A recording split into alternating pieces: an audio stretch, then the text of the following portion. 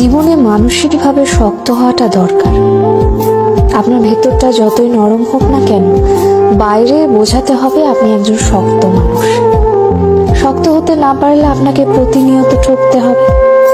নিজের ভেতর আত্মসম্মান বোধ, ইগো কিংবা মূল্যবোধ থাকা উচিত।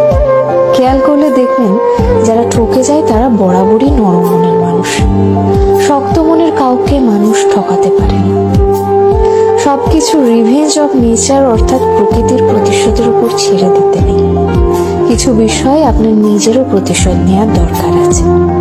যে আপনাকে যতটুকু অবহেলা করে, কষ্ট দেয়, তাকেও সেই পরিমাণ অবহেলা কিংবা কষ্ট ফিরিয়ে দেওয়া উচিত। জীবনে ভালো থাকার জন্য হলেও একটু কঠোর হওয়া দরকার।